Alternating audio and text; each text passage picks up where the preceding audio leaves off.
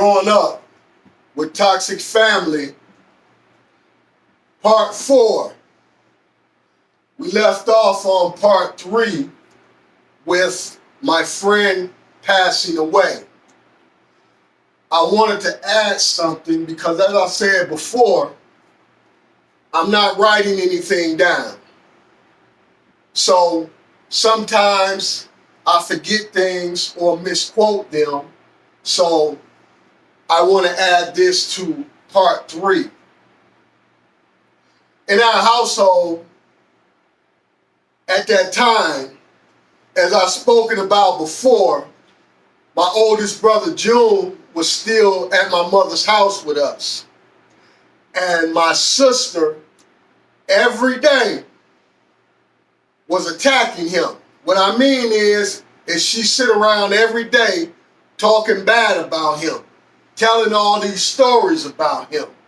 Now, me being a kid at that time, I didn't understand why she kept talking bad about my older brother, because he wasn't bothering nobody. After my mother passed away, he got up in the morning, left the house, came back at the same time in the evening. He basically stayed in his bedroom, didn't really talk to nobody. So why was she continuing to mess with him? Now, at some point, just like with many other people, he got tired of it. It had been going on for well over a year on a regular basis. And as I said before, many times when you're in the household with her, you can hear her on the phone talking bad about you. So one day, my brother June get tired and he confront her about it. And the first thing she do is get loud, start making a big scene out of it, cussing, fussing. Now they arguing back and forth. She got me right there in the middle of all of it. Now, she finally comes out her mouth and say, "You can get out of here." Now, what in the world can make her think she could put her older brother at her mama's house? Well, see, remember how when I was telling you in Part 1, all the chaos she kept going in the household, how she was telling all these elders in the family they can't come to the house. What was she doing? See, think about this. When someone in the family is dying, who are the ones that come to help them get their affairs in order? Paperwork that needs signing and things like that. It's normally the elders. But with none of them allowed to come to the house, who was doing it? You see, this was part of what she was planning, creating the chaos, because nobody is around. So she signed up on my mother while she's sick, having her sign paperwork. One of the things was she had her sign the paperwork to get the house put into her name. This is why she felt like she had the authority to tell my brother June he got to get out. But what she didn't know was that my father, long before he passed away, he had it set up to where if anything happened to him and my mother, that house would belong to all 6 of their children. So when it came back and what she done didn't go through, now she's saying this to my brother But he already knew, you can't put me out of here. It's our house. And that's when she got real petty. Well, you gonna stay here. Don't use none of my washing powder. Don't use none of my toilet paper.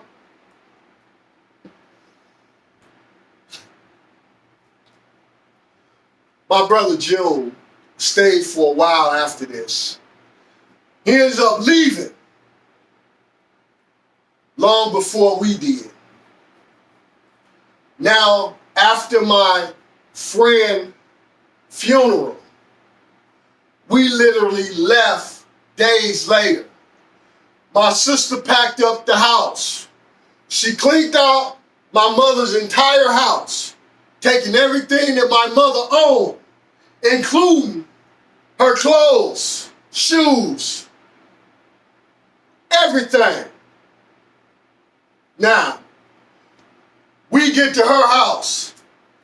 I get my bedroom set up. The first thing she says to me, yeah, well, you staying here, you got your own room, I'm charging you $200 a month rent. Now, I'm a 14-year-old kid. I know I got money coming every month, you know. I'm like, okay. Now here's the problem with that. In 1984, in the inner city of Detroit, you could rent an entire house for $200 a month. So here it is. Right out the gate, she robbing me. 14-year-old kid. Now, at first, things was okay, you know. All I did was go to school. I come home. I'm starting to get into lifting weights. Now, after being there a few weeks, I wanted to go back to the old neighborhood to visit my friends over there. So one Sunday, I catch the bus, go over there, hang out with my friends a little bit, talk to them, and I head back home. Now, the bus ride was roughly about an hour and a half ride, but you still gotta wait on the bus. And it was Sunday, so I ended up waiting an entire hour on the second bus I had to catch. So by now, it's dark outside. Now, I'm almost home, and I'm looking out the window, looking at the buildings, and I'm like, man, I didn't miss my bus stop. So I hit the bell, and I get off the bus. And when I get off the bus, I realize I haven't even made it across the I-75 overpass. So now I'm looking, I got about 10 blocks I gotta walk to get home. Okay, ain't no big thing. I'm used to walking. But I'm in an unfamiliar neighborhood. I'm new to the area already, but I'm even out of that area. So I know I can't be caught out here by myself. I ain't got no gun, so I need to be moving quick to get home. So I'm walking. I notice a store about 2 blocks from the freeway overpass. And as I get closer, about 15 or 20 young people come out this store, standing out front. Now, anybody who know Detroit in the early 80s, young people hung out in big groups, 10, 15, 20, 30, 40. And if you was caught out your neighborhood, or you didn't know any of them, guess what? 2 things is gonna happen. You gonna get jumped or you gonna get robbed. And many times it was both. I knew this already. So when I see them, I'm trying to slide across the street so I can dip up one of these blocks. Before I get across the street, running through traffic, they was already coming. Wasn't no fighting. 15 or 20 people. I was getting hit in every direction.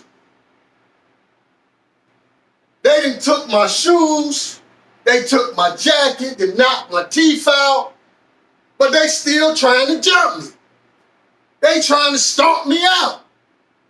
And I'm like, I don't care nothing about what they done took from me. Y'all ain't finna beat the hell out of me. And I rolled up and got on up out of there. I'm hopping fences, running through people's yard. I'm hearing people, screaming, say, hey, what's going on? What? I'm gone. I get home, my first thought, call my friends back in the old neighborhood. The only problem with that is I can call them. I was talking to them, but the reality hit me. All of them, 15, 16, 17, ain't nobody got no car. So how can they come help me? So I get off the phone with them. I call Huey. Now Huey, again, as I said before, was my sister's boyfriend who kind of took me under his wing. Okay? Now at this point, when we move into her house, her and her boyfriend and broke up. So I'm not seeing him that much now. But I'm still calling him because I ain't got nobody else to call. I call Huey. Huey come.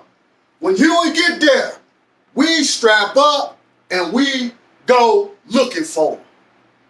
Now, we all through the neighborhood. We go back down by the stove, up and down the blocks. We all over the neighborhood looking.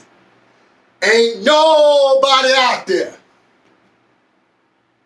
Never seen them no more. And it's a good thing because ain't no telling what would have happened. Now, next day, I got to go to the dentist.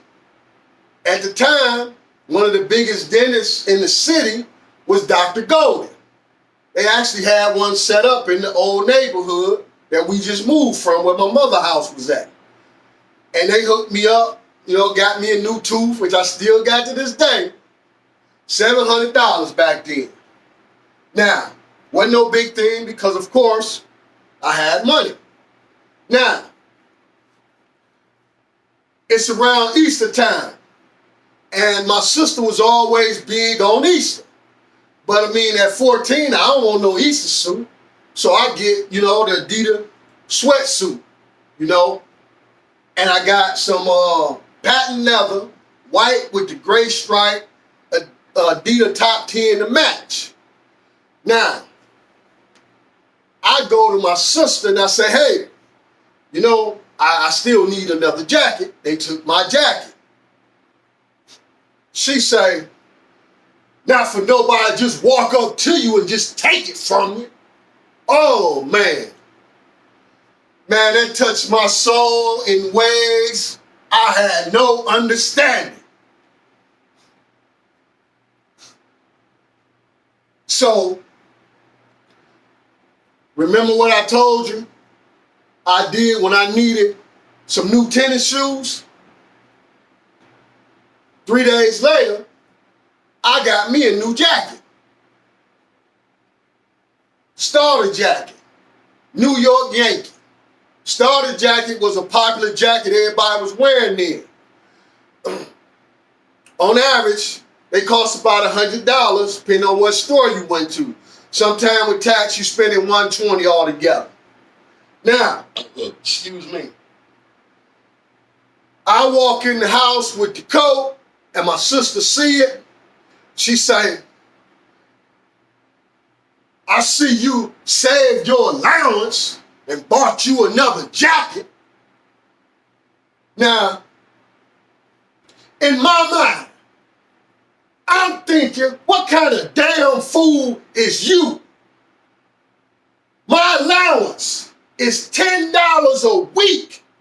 It would take me 3 months to save up to buy a new jacket that I got in 3 days.